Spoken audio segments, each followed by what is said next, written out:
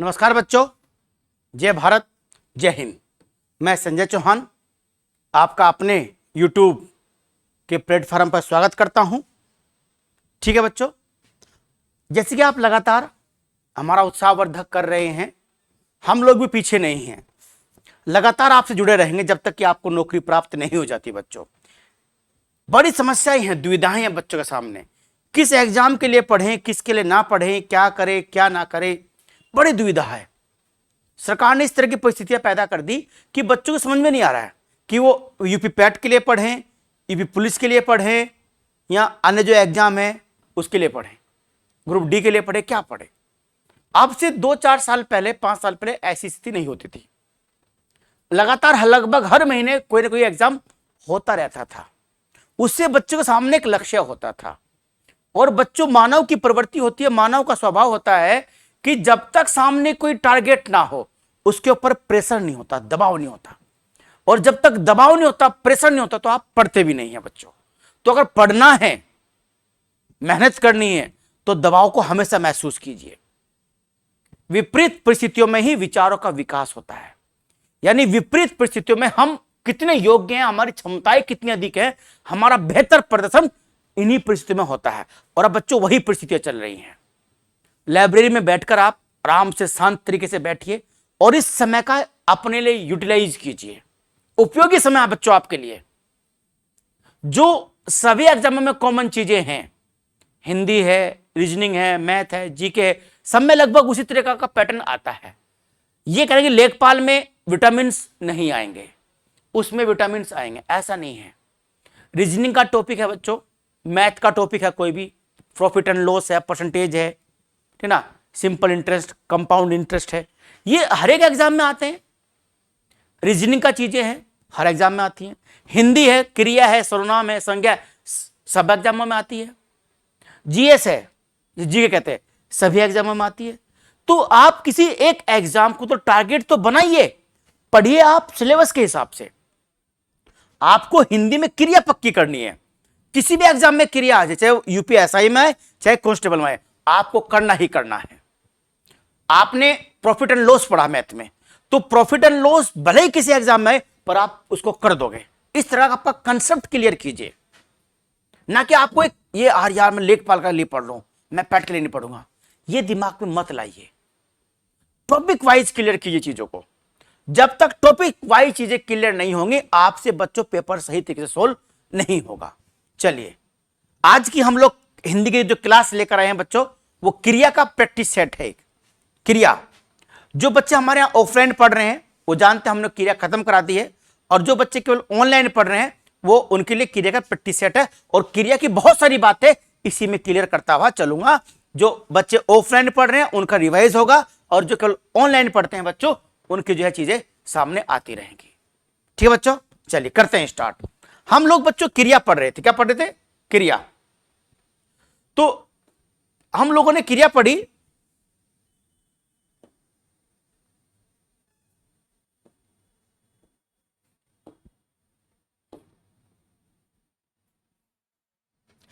क्रिया। बच्चों किसे कहते हैं क्रिया? क्या होती है क्रिया? किसी भी वाक्य में, इससे पहले अगर प्ले लिस्ट में जाओगे आप हमारी, तो क्रिया का पूरा मैंने कच्चा चिट्ठा खोला हुआ है। क्या होती है क्रिया, ठीक, कितने प्रकार की होती है, किस तरह की होती है। किसी भी वाक्य में जिस शब्द से काम का होना पाया जाए बच्चों, उसे क्रिया कहते हैं। ठीक ना। चलिए अगला क्वेश्चन देखते हैं हम इसके। अच्छा हाँ, ये क्वेश्चन क्या कर रहा है? मूल अकर्मक धातुओं के साथ प्रत्यय जोड़कर बनाई गई क्रिया धातुएं कहलाती हैं। धातु जो होती है बच्चों, दो प्रकार की होती है। धातु, एक धातु होती है, कौन सी आप जानते होंगे? मूल धातु।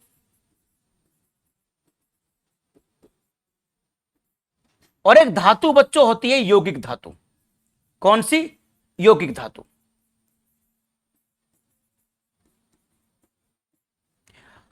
यह कह रहा है कि मूल अकर्मक क्रिया धातु, मूल अकर्मक क्रिया कैसी होती है? जैसे सोना, सो, बोलते ना सो, सो बच्चों, सो मूल अकर्मक क्रिया है। रो मूल अकर्मक क्रिया है। उड़ मूल अकर्मक क्रिया है। पढ़,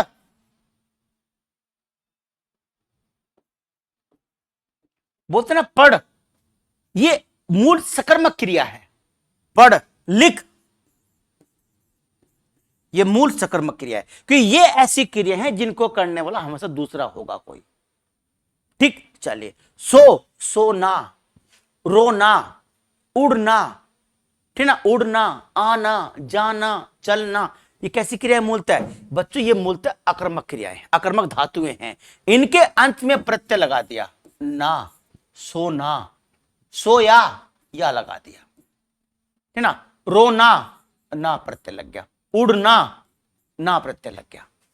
तो इन प्रत्यय क्या बन रही? मूल अकर्मक धातुओं से, जो मूल अकर्मक धातु सी के साथ प्रत्यय, ये हमने प्रत्यय लगा दिया मूल अकर्मक के साथ। ये मूल सकर्मक क्रियाएं हैं, पढ़, लिख, गा, पी, बोल, ये जन्मजात सकर्मक क्रियाएं हैं। तो ये प्रत्यय लगा दिया हमने, प्रत्यय जोड़कर बनाई गई क्रिया धातुएं कहलाती हैं। क्या कहलाएंगी? संयुक्त धातु कहलाएंगी, द्विकर्मक धातु कहलाएंगी, या साधित सकर्मक धातु कहलाएंगी, या समस्त धातु कहलाएगी। देखो ये तो ऐसे ऑप्शन में दे रखे हैं, इनसे तो कोई मतलब नहीं होता है। क्या कह रहा है? सोना यौगिक संयुक्त धातु क्रिया, संयुक्त धातु कहलाती है ना, मूल धातु और यौगिक धातु। तो यौगिक मतलब कौन सा? संयुक्त धातु। तो सोना भी तो संयुक्त धातु है, प्रत्यय लग गया, क्रिया में जुड़ गई। पढ़ना, ये भी संयुक्त धातु है। बस कंफ्यूजन कर दिया कि मूल अकर्मक धातुओं के साथ प्रत्यय जोड़कर बनाई गई क्रिया धातु को संयुक्त धातु कहते हैं। सोना, रोना, उड़ना, बैठना, उठना, ये संयुक्त धातुएं हैं। और रो, ये मूल धातुएं हैं। पढ़, लिख, ये मूल सकर्मक धातुएं हैं। पढ़ना, लिखना, गाना, खेलना, ठीक ना, ये कैसी क्रियाएं हैं? ये मूल सकर्मक धातुएं हो जाएंगी, मूल सकर्मक धातुएं। याद रहेगी बच्चों, मूल सकर्मक क्या हो जाएगी? पढ़ना, क्या करना? पढ़ना, मूल सकर्मक। लिखना, ये क्या हो जाएगी? सकर्मक। लिखना, मूल धातु हो जाएंगी,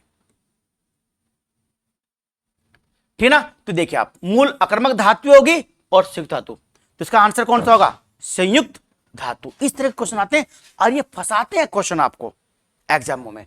तो लिख लीजिए, मूल अकर्मक धातु के साथ प्रजोड़ क्या कहलाती हैं? संयुक्त धातु कहलाती हैं। ठीक, चलिए नेक्स्ट चलते हैं।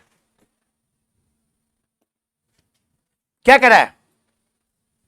ये कह रहा है सकर्मक क्रिया कितने प्रकार की होती है?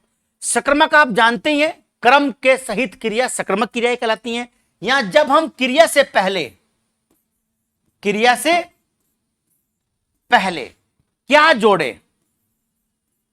क्या जोड़े और हमें स्पष्ट उत्तर मिल जाए, स्पष्ट उत्तर मिले या उत्तर मिलने की संभावना हो, उत्तर मिलने की संभावना हो। यहां एक शब्द आता है किसको प्लस क्रिया इजिकल टू स्पष्ट उत्तर की संभावना। बोल, अच्छा आइए, हाँ डम करा देंगे, करवा दो, अपने हिसाब से कर लो। सर को बैठा रखना भी, सर को बैठा देना ये भी, ठीक है। देखिए, यानी सकर्मक क्रिया कहां होगी? जब हम क्या करते हैं क्रिया के साथ क्या और किसको का प्रश्न करते हैं और हमें स्पष्ट उत्तर मिल जाए या उत्तर मिलने की संभावना हो, तो वहां सकर्मक क्रिया होती है। क्या के साथ? उत्तर मिल जाए, उत्तर मिलने की क्या हो? संभावना हो, स्पष्ट उत्तर मिल जाए, और उत्तर में हमारे साथ कर्ता ना आए, कर्ता नहीं आना चाहिए। अगर उत्तर में कर्ता रहे तो अकर्मक क्रिया होगी। तो ये पूछ रहा है सकर्मक क्रिया कितने प्रकार की होती है? बच्चों ये तो मैंने बताया आपको सकर्मक क्रिया क्या होती है, क्या और किसको प्रश्न करते हैं, ठीक है ना। चलिए अब मैं आपको सकर्मक क्रिया कितने प्रकार की होती है। सकर्मक क्रिया बच्चों दो प्रकार की होती है। एक होती है एक कर्मक क्रिया, यानी एक क्रम वाली क्रिया, और एक होती है बच्चों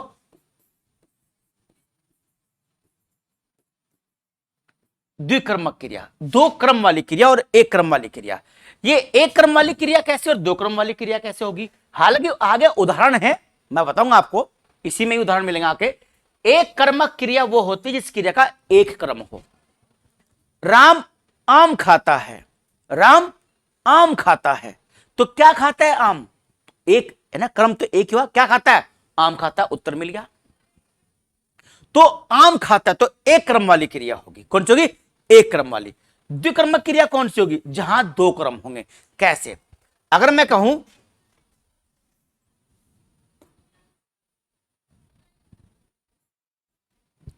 अगर मैं आपको यह कहूं कि राम ने सीता को पैसे दिए, पैसे दिए, राम ने सीता को पैसे दिए। अब इसमें सबसे पहले देखो कि क्रिया क्या है? देना। क्रिया क्या है? देना से बना क्रिया, यानी क्रिया दे है। और दे क्रिया कैसे होती है? हमेशा सकर्मक क्रिया होती है कि जब भी कुछ किसी को देना तो कुछ ना कुछ तो देगा ना। वो राम ने दिया, तो राम ने कुछ तो दिया होगा, उत्तर मिलने की संभावना है। तो देना क्रिया भी स्वाभाविक रूप से सकर्मक क्रिया होती है। तो दिया, देना, क्या दिया या क्या दिए? पैसे दिए। क्या दिए? पैसे। एक उत्तर मिल गया, एक क्रम हो गया। किसको दिए? सीता को दिए, दो क्रम हो गए। तो देने का प्रभाव पैसे पर भी पड़ रहा और किसे पड़ रहा? सीता पर पड़ रहा। तो जब क्रिया का प्रभाव दो शब्दों पर पड़े तो वो होती है द्विक्रमक क्रिया। कैसी होगी? द्विक्रमक क्रिया। एक क्रमक कौन सी? राम ने आम खाया, राम ने आम खाया। क्या खाया? आम खाया, आम खाया। तो एक क्रमक होगी। मैं ये तो ही हो गया, ठीक ना। कुछ भी, राम ने आम खाया, एक क्रिया होगी। राम ने पुस्तक पढ़ी, एक क्रिया होगी।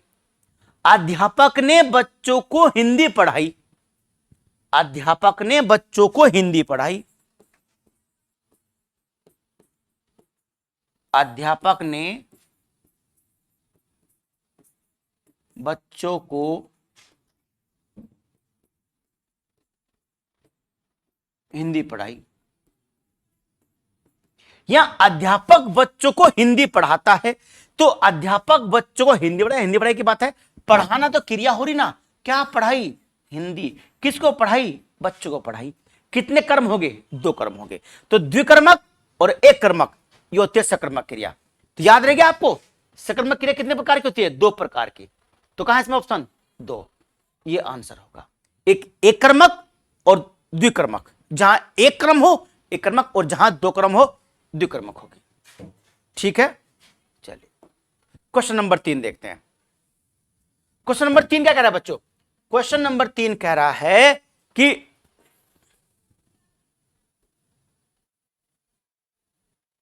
पीला लेता हूं इस बार।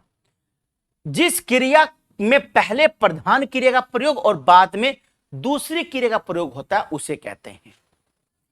यानी जिस क्रिया में पहले प्रधान क्रिया आती हो और बाद में दूसरी क्रिया आती है। यानी कितनी क्रिया आ रही? दो क्रिया आ रही। क्या आ रही? दो क्रिया। और हम जानते हैं दो क्रिया एक ही दो में आती है। या तो संयुक्त क्रिया होगी या कौन सी होगी? पूर्वकालिक। सकर्मक में तो एक ही क्रिया होगी ना, दो क्रम तो दो होंगे पर क्रिया क्या होगी? एक होगी बच्चों। क्रिया क्या होगी? एक। तो ये तो हो नहीं सकता ना नाम धातु होने का, कि नाम धातु बनती है संज्ञा से। सकर्मक एक क्रम वाली होती है, द्विकर्मक भी होती है, लेकिन उसमें क्रिया तो एक ही होती है। या तो संयुक्त क्रिया हो गया, कौन सी होगी? पूर्वकालिक क्रिया। इन दोनों में ही आंसर होगा। अब क्या कर रहा है? जिस क्रिया में पहले प्रधान क्रिया का प्रयोग और बाद में दूसरी क्रिया का प्रयोग होता है उसे कहते हैं संयुक्त कहेंगे, पूर्वकालिक कहेंगे। प्रधान क्रिया बच्चों पूर्वकालिक है ना, पूर्वकालिक क्रिया होती है। कौन सी होती है? पूर्वकालिक क्रिया से वह निबंध देखकर निबंध लिखती है, देखकर निबंध लिखती है।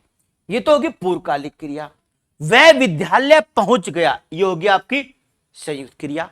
वह विद्यालय पहुंच गया, पहुंच गया। अब ये देखिए दोनों में है ना कंफ्यूजन कि ये होगी या ये होगी। अब दोनों लग रहा होगा आपको, अगर ऑप्शन में एक होती तो क्या कोई दिक्कत ही नहीं थी, या तो संयुक्त या पूर्वकालिक, क्या समस्या थी, कोई समस्या नहीं थी। अब दोनों में कन्फ्यूजन हो रहा होगा जिन्होंने क्रिया पढ़ी है। जिस क्रिया में पहले प्रधान क्रिया हो, प्रधान क्रिया क्या होती है आप ये बताइए। दो वाक्य में आपके सामने लिख रहा हूं, आप खुद बताइएगा प्रधान क्रिया क्या है।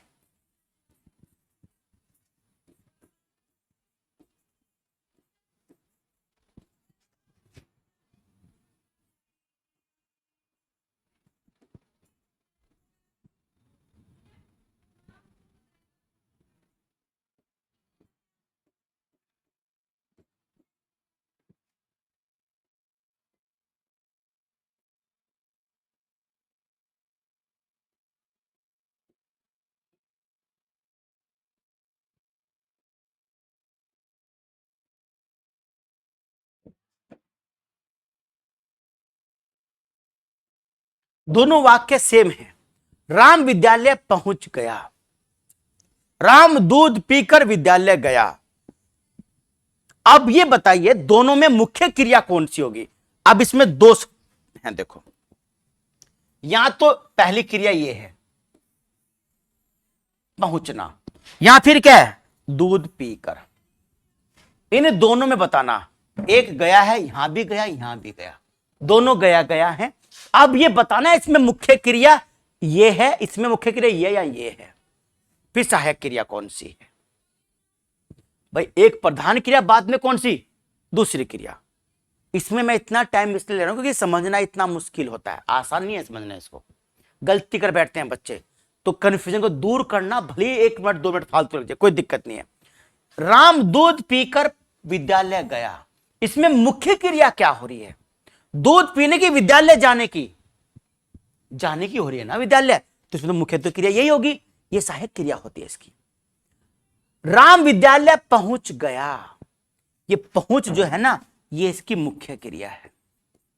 क्या है, मुख्य क्रिया होती है। गया कैसी क्रिया है, सहायक क्रिया है। आपको समझ में आ रहा, खुल रहे कुछ भेद।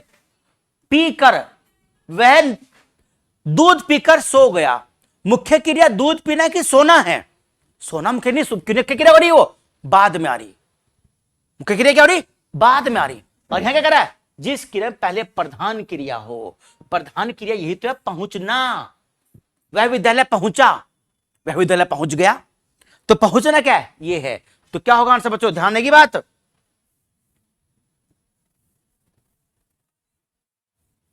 देखो ये तो होने का नहीं, ये भी नहीं होने का ना, ये कौन सा बच गया, संयुक्त क्रिया बच गया।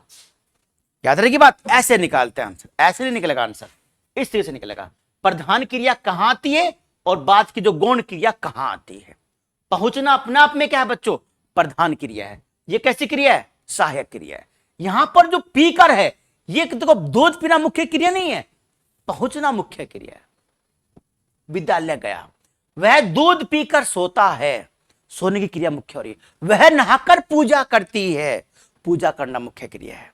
चलिए आगे चलते हैं।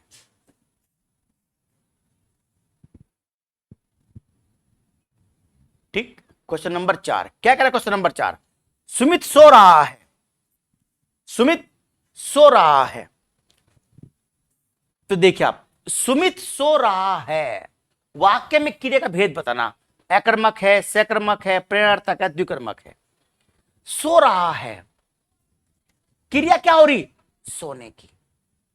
क्या सो रहा है, उत्तर मिला क्या, नहीं मिला। कौन सो रहा है, तब सुमित का उत्तर मिलेगा। कौन में मिलेगा, क्या में नहीं मिलेगा। अब कौन तो हमें करना ही नहीं, हमें क्या करना है, क्या का प्रश्न करना और किसको का करना है, क्या और किसको प्रश्न करना है। कौन तो हमें करना ही नहीं है, कौन तो हमें किसी को बताया ही नहीं है। तो कौन सो रहा है थोड़ी होता है, क्या सो रहा है, उत्तर मिला नहीं मिला। और सोने का प्रभाव सीधा कहां पड़ रहा, सुमित पर पड़ रहा। तो जब प्रभाव सीधा कर्ता पर पड़े तो अकर्मक क्रिया, सकर्मक तो होने की नहीं, कि सोना तो अपने आप में कैसी क्रिया है, जन्मजात अकर्मक क्रिया है। प्रेरणार्थक भी नहीं होने की, द्विकर्मक भी नहीं, कौन सी होगी, अकर्मक क्रिया। ये होगा इसका आंसर, अकर्मक क्रिया। सुमित सो रहा है, सुमित रो रहा है, सुमित हंस रहा है, सुमित सुला रहा है, सुमित सुला रहा है, ये क्रिया सकर्मक हो जाएगी, क्योंकि क्रिया कोई और कर रहा है। चलिए आगे देखते हैं।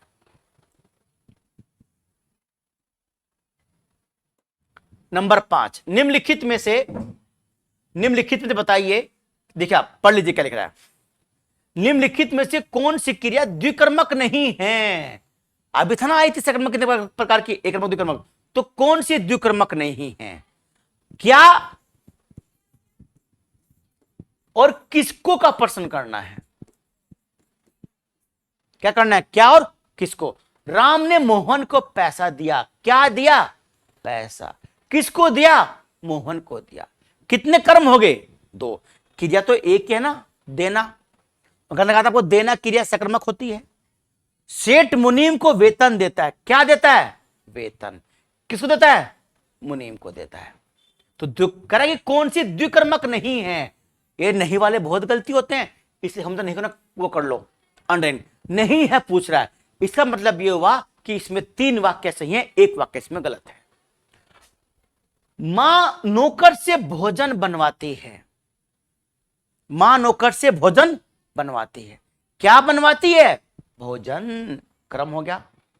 किसको बनवाती है? अरे किसको, क्या उत्तर मिला? किससे बनवाती है उत्तर मिलेगा, और हमको किससे नहीं खोजना है, किसको खोजना है। पिता ने पुत्र को पुस्तक दी, क्या दी? पुस्तक। किसको दी? पुत्र को दी। तो 2 क्रम हो गए, इसमें 2 क्रम नहीं है। तो हमारा आंसर क्या है? मां नौकर से भोजन बनवाती है, नौकर से भोजन बनवाती है। तो नौकर से भोजन बनवाती है, तो यह क्रिया कौन सी है? इसमें द्विकर्मक क्रिया नहीं है। ठीक है, चलिए आगे देखिए। क्वेश्चन नंबर 6, निम्नलिखित वाक्यों में से किसमें आक्रामक क्रिया प्रयुक्त हुई है? किसमें हुई आक्रामक क्रिया प्रयुक्त? किसमें आक्रामक क्रिया प्रयुक्त हुई है? आक्रामक यानी क्या का प्रश्न करेंगे, उत्तर मिल गया तो सकर्मक, और नहीं मिला तो आक्रामक। यह क्रिया अपने आप होती हो। शिशु सो रहा है, आक्रामक क्रिया है कि नहीं है? बिल्कुल, सोना तो आक्रामक क्रिया है ही है। बालक खेल रहा है, खेलना का तो आपको, खेलना जन्मजात आक्रामक क्रिया है, ये तो है ही नहीं। छात्र पढ़ रहा है, क्या पढ़ रहा है? कुछ तो पढ़ रहा होगा, किताब पढ़ रहा होगा, अखबार पढ़ रहा होगा, नोवेल पढ़ रहा होगा, कहानी पढ़ रहा होगा, कुछ तो पढ़ रहा है। छात्र पढ़ रहा है तो सकर्मक क्रिया। छात्रा लिख रही है, कुछ तो लिख रही होगी ना, यानी उत्तर मिलने की संभावना है। तो जहां उत्तर मिलने की संभावना हो वहां क्रिया बच्चों सकर्मक होती है। तो ये भी नहीं होने का। सो रहा है क्रिया कैसी है? आक्रामक है, नो डाउट, पहला ही आंसर हो जाएगा। चिड़िया आकाश में उड़ रही है, कई बार क्वेश्चन आ चुका है। चिड़िया आकाश में उड़ रही है, चिड़िया आकाश में उड़ रही है। उड़ना कैसी क्रिया? अपने आप में उड़ रही है, मूल धातु हुई ना। मूल धातु कैसी हुई? सकर्मक अकर्मक? अकर्मक हुई, कि उड़ने की क्रिया कैसी होती है? कोई दूसरा करता है भाई। चिड़िया आकाश में उड़ रही है, तो चिड़िया स्वयं तो आकाश में उड़ रही है। प्रश्न करो क्या उड़ रही है? चिड़िया। उत्तर मिल गया भाई, चिड़िया उड़ रही है, उत्तर तो मिल गया। वाह क्या बात है। अजी आपने बताया कि क्या में उत्तर मिलना चाहिए, मैंने बताया था क्या में उत्तर मिलना चाहिए, पर मैंने यह भी बताया था कि क्या में कभी भी कर्ता उत्तर में नहीं आना चाहिए, कर्ता उत्तर में नहीं आना चाहिए। तो यहां चिड़िया कर्ता खुद ही तो है। कौन उड़ रही है? चिड़िया खुद ही तो फड़फड़ा रही है। चिड़िया काऊ काऊ काऊ। तो जब चिड़िया खुद उड़ रही है, तो जब कर्ता खुद ही हो उत्तर में मिले, तो क्रिया कौन सी होती है? अकर्मक होती है। कौन सी होती है? अकर्मक। वाक्य में उड़ रही क्रिया कैसी है? प्रेरणार्थक है क्या? नहीं। उड़ की प्रेरणार्थक क्रिया क्या होगी? उड़वाना या उड़ाना, उड़ाना या उड़वाना, ये तो है नहीं, ये भी नहीं हो सकती। अपूर्णकालिक क्रिया, ये भी नहीं होती है। सकर्मक क्रिया मतलब ही नहीं बैठता। आक्रामक क्रिया बिल्कुल मतलब बैठता है ना। उड़ रही है क्रिया, आकाश में उड़ रही है। अगर ये कहते पतंग आकाश में उड़ रही है तो भी आक्रामक है। अगर ये कह दे वह पतंग उड़ा रहा है, वह पतंग उड़ा रहा है, तो क्या उड़ा रहा है? पतंग। कौन उड़ा रहा है? वह। तो वह कर्ता हुआ, पतंग कर्म हुआ, तब वो क्रिया सकर्मक होगी। वह पतंग उड़ा रहा है, तो क्रिया किसी और के द्वारा हो रही है तो सकर्मक होगी। यहां क्रिया कैसी होगी? अकर्मक होगी। यह आंसर हो जाएगा। ठीक है, चलिए अगला देखते हैं। हथियाना, क्या करना? देखिए बड़ा अच्छा क्वेश्चन आया, हथियाना, है ना। हथियाना में कौन सी क्रिया है? प्रेरणार्थक है क्या? नहीं, प्रेरणार्थक क्रिया वो होती है जिनमें लास्ट में वाना आता है, ठीक ना। खिलवाना, नहलवाना, सुलवाना, पढ़वाना, ये तरह का, ये प्रेरणार्थक है। संयुक्त ये तो एक ही पूछ रहा है। अनुकरणात्मक, अनुकरणात्मक क्रिया या कौन सी? नाम धातु क्रिया। ये बताइए आप, नाम धातु क्रिया कैसी होती है? हथियाना, नाम धातु क्रिया किसको बोलते हैं? नाम धातु क्रिया किसको बोलते हैं बच्चों? अनुकरणात्मक क्रिया दूसरी होती है। अनुकरण करना, भिन्न भिनाना, हिन हिनाना, छिन छिनाना, ये क्रिया होती है अनुकरणात्मक ना। कुछ बच्चों के दिमाग में आ रहा होगा, अक्सर ये है। अनुकरणात्मक क्रिया होती है भिन्न भिनाना, हिन हिनाना, छिन छिनाना, वो क्रिया कैसे होती है? अनुकरणात्मक। नाम धातु क्रिया क्या होती है? देखो बच्चों, नाम धातु कह रहा है, नाम धातु। तो नाम किसका मतलब होता है? नाम क्या होती है? नाम होती है संज्ञा। नाम क्या होती है? संज्ञा। और धातु क्या होती है? धातु से बनती है क्रिया। ये दो शब्द हैं। जब संज्ञा का प्रयोग क्रिया की तरह होता है, किसका प्रयोग? संज्ञा का प्रयोग क्रिया की तरह होता है, उसे नाम धातु क्रिया कहते हैं। क्या कहते हैं? नाम धातु क्रिया। तो संज्ञा, अगर यह पूछे कभी हथियाना में क्रिया, हथियाना क्रिया नाम धातु है, इसमें संज्ञा शब्द क्या है या इसमें नाम शब्द क्या है? तो हाथ। हाथ से क्या बनी? हथियाना। अगर हम लिखता लात, लतियाना, लात जो संज्ञा है, लतियाना।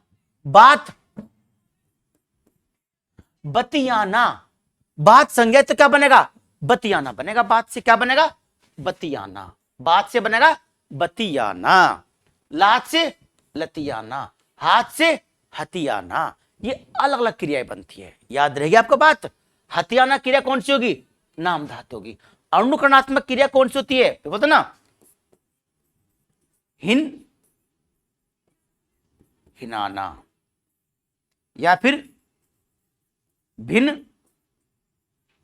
भिनाना। हिन हिनाना या कौन सी? भिन्न भिनाना, छिन छिनाना। ये क्रिया कौन सी है? ये अनुकरणात्मक क्रिया होती है। ये क्रिया नाम धातु। हथियाना, लतियाना, बतियाना, सटियाना, शर्माना, फिल्माना, सब क्रिया कैसी है? नाम धातु। जब हम नाम यानी संज्ञा का प्रयोग धातु यानी क्रिया की भांति करते हैं तो उसे नाम धातु क्रिया कहते हैं। चलिए, क्रिया कहते हैं, क्रिया किसे कहते हैं बच्चों? कुछ भी नहीं करना। क्या होती है क्रिया? संज्ञा के स्थान पर प्रयोग में आने वाले शब्द तो सर्वनाम कहलाते हैं। क्या है सर्वनाम? संज्ञा सर्वनाम की विशेषता का बोध कराने वाले शब्द विशेषण होते हैं।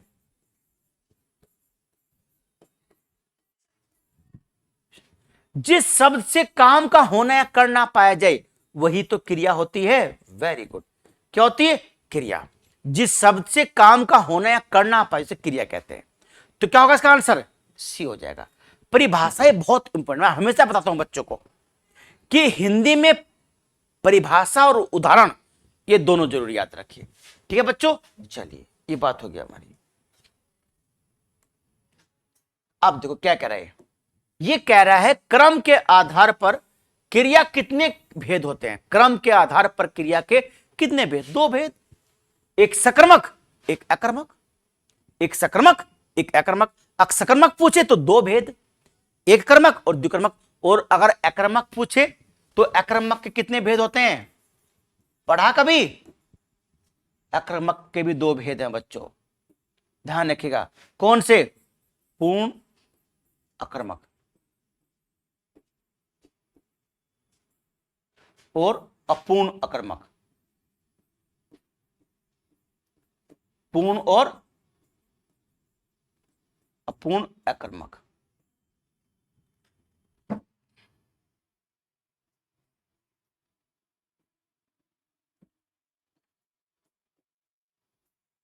पूर्ण और अपूर्ण अकर्मक। पूर्ण अकर्मक वो होती है जैसे राम सोता है, राम रोता है, राम हंसता है, ये पूर्ण अकर्मक होगी। अपूर्ण अकर्मक में जो मूल धातु है वो नहीं आती, से वह बड़ा ईमानदार है, मैं स्वस्थ हूं, वो रोगी है, वह धनी व्यक्ति है, वह धनी व्यक्ति है। ऐसे शब्द बच्चों अपूर्ण अकर्मक होते हैं। अपूर्ण अकर्मक, तो अकर्मक भी दो प्रकार के, सकर्मक में दो प्रकार के। चलिए नेक्स्ट देखते हैं। जिस शब्द से, जिस क्या करे, जिस क्रिया का फल क्रम पर नहीं पड़ता, यानी जब क्रम पर नहीं पड़ता तो कहां पड़ेगा, कर्ता पर पड़ेगा। ये दो ही तो चीज है, कर्ता या कर्म। क्रम पर पड़े सकर्मक और क्रम पर ना पड़े तो अकर्मक, तो अकर्मक होगी। सकर्मक कौन सी होगी, जब फल कर्म पर पड़ेगा। संयुक्त क्रिया कैसी होगी, संयुक्त क्रिया दोनों हो सकती हैं, सकर्मक भी और अकर्मक भी। परिणार्थक क्रिया अलग तरह की होती है। तो जिस क्रिया का फल कर्म पर नहीं पड़ता वो क्रिया कैसी होगी, इन ऑप्शन के हिसाब से वो क्रिया अकर्मक होगी। संरचना के आधार पर क्रिया कितने प्रकार की है, कुछ नहीं करना, सब जानते हैं। कितने प्रकार की, 4 प्रकार की। कौन कौन से प्रकार की क्रिया होती हैं। नंबर 1, संरचना के आधार पर पूर्वकालिक क्रिया, संयुक्त क्रिया, नाम धातु क्रिया और प्रेरणार्थक क्रिया। ये 4 क्रिया किसके आधार पर है, संरचना के आधार पर है। क्या कह रहा है, निम्न में से कौन सा वाक्य प्रेरणार्थक क्रिया का उदाहरण है। प्रेरणार्थक क्रिया का उदाहरण है, करुणा का हृदय पीड़ा से भर गया। करुणा का हृदय पीड़ा से भर गया। चलो इसमें तो प्रेरणार्थक क्रिया नहीं है, पर इसमें कौन सी क्रिया है, क्या भर गया, है ना, भर गया क्रिया, गया, पढ़ना भी तो क्रिया है। ये नाम धातु, ये मूल धातु की नहीं है, गया भी क्रिया होगी।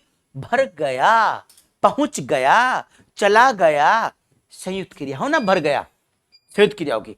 करुणा का हृदय पीड़ा से भर गया, तो सकर्मक क्रिया और संयुक्त क्रिया होगी। मयंक चौकीदार से चोर को पिटवाता है, पिटवाता है, पिटना से बनी, पिट तो क्रिया है, पिट धातु है, पीटना, पिटना, पिटवाना, पीटूं, पीटा, क्रिया बन गई। पिटवाता है, प्रेरणार्थक क्रिया उसे कहते हैं जहां कर्ता स्वयं क्रिया ना करके किसी दूसरे से कार्य करने के लिए प्रेरित करे। जब कर्ता स्वयं क्रिया ना करके किसी दूसरे को कार्य करने के लिए प्रेरित करे तो उसे बोलते हैं प्रेरणार्थक क्रिया। तो मयंक चौकीदार से चोर को पिटवाता है, क्या मयंक स्वयं काम कर रहा है, नहीं, चौकीदार से काम करवा रहा, पिटवा रहा। माताजी नौकर से भोजन बनवाती है, माताजी नौकर से भोजन बनवाती है, नौकर से भोजन बनवाती है, तो बनवाती है क्रिया कैसी होगी, प्रेरणार्थक, ठीक ना। सैफाली गाना गाने लगी, गाना गाने लगी, गाना अपने आप में क्रिया है, लगी अपने आप में क्रिया, संयुक्त क्रिया होगी। तो इसका आंसर कौन सा होगा, प्रेरणार्थक क्रिया, ये हो गया। पिटवाता है, मयंक चौकीदार से चोर को पिटवाता है। अगर ये होता मयंक ने चौकीदार को पीटा, या मयंक चौकीदार को पीटता है, या मयंक चोर को पीटता है, थोड़ी होता है क्रिया। तो ये है इसकी प्रेरणार्थक क्रिया। याद रहेगी बात। प्रेरणार्थक क्रिया कौन सी होती है, जहां पर बच्चों कोई व्यक्ति यानी कर्ता स्वयं क्रिया ना करके किसी दूसरे को कार्य करने के लिए प्रेरित करे। ये प्रेरणार्थक क्रिया भी 2 प्रकार की होती हैं, प्रथम श्रेणी प्रेरणार्थक और द्वितीय श्रेणी प्रेरणार्थक। दौड़ाना प्रथम श्रेणी, दौड़वाना द्वितीय श्रेणी प्रेरणार्थक। लिखाना, वह उससे लिखाती है, प्रथम श्रेणी। लिखवाना द्वितीय श्रेणी। देखिए आप क्या कह रहा है, ये कह रहा है बच्चों निम्न में से कौन सा वाक्य प्रेरणार्थक क्रिया का उदाहरण है। अच्छा ये तो हो ही गया था हमारा, दोबारा से खुल गया। वाक्य में कौन सी संयुक्त क्रिया नहीं है, यानी संयुक्त क्रिया नहीं है। क्या पूछ रहा है, संयुक्त क्रिया नहीं है। राम अमेरिका से लौटा है, अमेरिका से लौटा है, कितनी क्रिया है इसमें, एक है कि 2 हैं। लोट ही तो बना, लोट अपने आप में क्या है, क्रिया, लौटना, लौटाना, लोटा, लूटा, तो ये क्रिया होती है। तो लूट या लोट क्या है? मूल धातु है। तो और एक क्रिया बनी है, तो ये तो है नहीं। क्या पूछ रहा है? संयुक्त क्रिया नहीं है, तो इसी में नहीं है संयुक्त क्रिया। अब क्या इनमें है? सिपाही को देखकर चोर, सिपाही को देख कर नहीं है, सिपाही को देख चोर भागने लगा। भागना अपने आप में क्रिया, भाग, भागना, भागो, भागे, लगा अपने आप में क्रिया। तो कितनी क्रिया होगी? दो क्रियाएं होगी। भव्य दूध पीकर सो गई, दूध पीकर सो गई। देखो पीकर पूर्णकालिक क्रिया, पर यहां तो दो क्रियाएं हैं, सोना और गई, दो क्रिया क्या नहीं है? ये हमने पढ़ा था ना। अक्सो क्या है? मूल धातु अकर्मक क्रिया। गई ये भी क्रिया है, तो संयुक्त क्रिया आ गई। क्या आ गई? संयुक्त क्रिया। कह रहा है कौन सी संयुक्त क्रिया नहीं है? देखो ये दूध पीकर पूर्णकालिक क्रिया तो है, पर संयुक्त क्रिया भी तो है। खाली पूर्णकालिक कब होती? भव्य दूध पीकर सोती है, भव्य दूध पीकर सोती है, तो सोती है एक क्रिया की ना। भव्य दूध पीकर नहाती है, भव्य दूध पीकर खेलती है, तो खेलती है, सोती है, वो एक क्रिया हो जाएगी, तब ये पूर्णकालिक क्रिया होगी। राजेश खा चुका, खाना अपने आप में क्रिया है और चुका अपने आप में क्रिया है, तो ये भी संयुक्त क्रिया है। तो इसका आंसर कौन सा हो जाएगा? ये हो जाएगा एक क्रिया वाला। तो 15वां क्या कह रहा है? नाम धातु का कौन सा जोड़ा गलत है? नाम धातु बताया अभी, जब संज्ञा का प्रयोग किसमें होता है? क्रिया की तरह होता है। लात लतियाना बताया था अभी, हाथ हथियाना, अंक अंकना। अंक जानते क्या है? अंक, अंक के दो अर्थ होते हैं। एक तो अंक का अर्थ संख्या, एक अंक का अर्थ होता है गोद लेना। बोलते ना अंक, आंचल को बोलते हैं। शर्म, शर्माना, ये क्रिया नाम धातु है। और शर्म क्या है? अपने आप में संज्ञा है। शर्म भाई क्या है? नाम संज्ञा होनी चाहिए, संज्ञा हो या फिर आपका क्या हो? विशेषण हो। तो अंक जो है, अंक ना, ये अंक ना, ये अंक ना वो नहीं है, ये अंक ना दूसरा होता है। यहां पे चंद्र बिंदु नहीं आएगा। अंक ना में अंक से बना है, अंक ना नहीं है। अंक ना नाम धातु क्रिया नहीं है। कौन सी है? शर्माना नाम धातु क्रिया है, बिल्कुल है।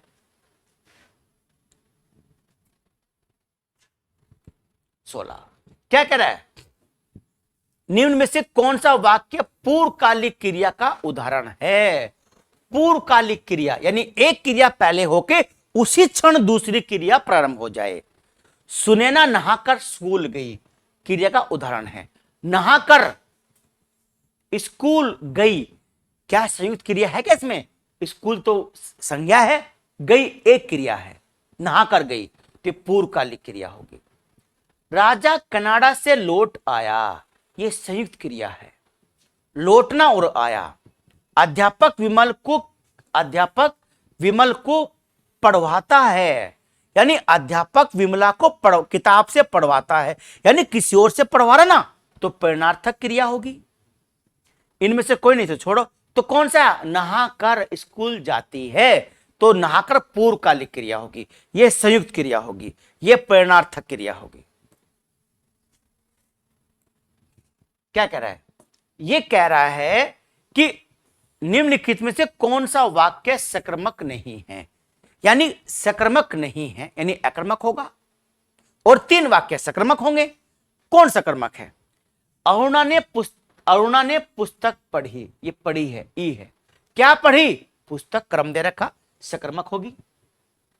मां ने राखी को टॉफी दिलवाई, मैं कहता ना देना हमेशा क्रिया सकर्मक होती है। क्या दिलवाई? टॉफी, उत्तर मिल गया। रोहित सोया आक्रामक क्रिया होगी। राधा सब्जी पकाती है, क्या पकाती है? सब्जी पकाती है, सकर्मक क्रिया होगी। ये कैसी क्रिया है? सकर्मक नहीं है, तो उत्तर क्या होगा? सी उत्तर होगा, रोहित सोया। ठीक है बच्चों, चलिए, तो ये तो थे आपके कौन से वाक्य? आपके सारे हो गए सकर्मक और अकर्मक के उदाहरण। अब कल की जो क्लास होगी बच्चों, वो होगी हमारी वाच्य के लिए। किसके लिए? वाच्य। वाच्य मतलब वॉइस, जैसे ना अंग्रेजी में एक्टिव पैसिव होते हैं, ऐसे हिंदी में वाच्य होते हैं, कर्तृवाच्य, कृतवाच्य, क्रमवाच्य और भाववाच्य। कल इनका कंसेप्ट बताऊंगा कि किसे कृतवाच्य कहते हैं, किसे क्रमवाच्य कहते हैं। कल की क्लास कंसेप्ट की होगी और परसों की क्लास कृतवाच्य की प्रैक्टिस क्लास होगी। इस परसों की बात, कल की क्लास किसकी होगी? कंसेप्ट की, कृतवाच्य, क्रमवाच्य, भाववाच्य की। और परसों क्लास किसकी होगी? इसके प्रैक्टिस की होगी। तो प्रैक्टिस और कंसेप्ट साथ साथ चलेंगे, आपके एक पंथ अनेक काज पूरे हो रहे हैं। ठीक है बच्चों, चलिए उम्मीद करता हूं क्लास आपको अच्छी लगी होगी। एक क्वेश्चन के साथ कई कई कंसेप्ट मैंने आपको क्लियर करवा दिए हैं। ठीक है बच्चों, जो बच्चे नए हैं वो सब्सक्राइब जरूर करें, चैनल को लाइक करें, शेयर करें और कमेंट्स करें। इससे हम लोग का उत्साहवर्धन होता है और कार्य करने की प्रेरणा मिलती है। ठीक है बच्चों, तब तक के लिए जय हिंद, जय भारत।